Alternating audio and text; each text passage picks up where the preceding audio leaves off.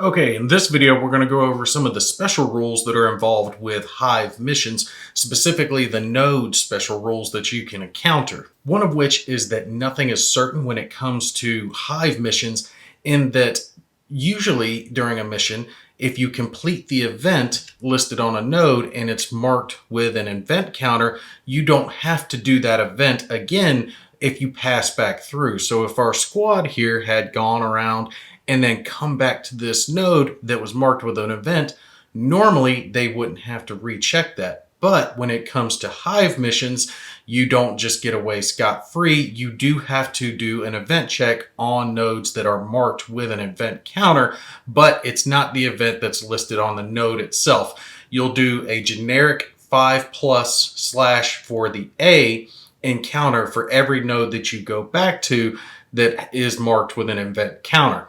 There are also a couple of other special nodes that you can encounter when it comes to Hive missions. I've got a couple of them laid out here as an example, one being toxins, and then you also have pits as well.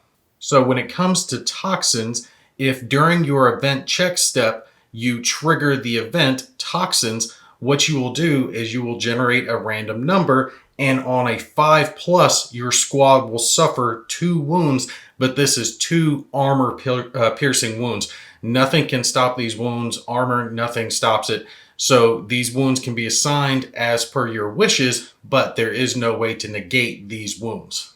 So with this node that our squad is at here, you see that it says auto toxins. So this event would automatically be triggered if our squad went here, and they would roll a random number generation. And again, on a 5+, the 2 wounds would be generated. Like I said, our other special event is the pits special event, and this one can be triggered here on a 5+. So let's say our squad went here and they triggered the pits event. In that case, you're going to generate a random number to see how many of your squad have fallen into the pit. On a 4 or under, it's going to be 2 members of the squad, and on a 5 or higher random number generation, it'll be a single member of the squad that has fallen into the pit. But it's not over at that point. Whoever falls down into the pit will encounter a Class A event for whatever enemy sheet that you're going with. So as an example, the mercenaries that we've been using, you would randomly generate one of these Class A events for whoever's in the pit to encounter during that phase.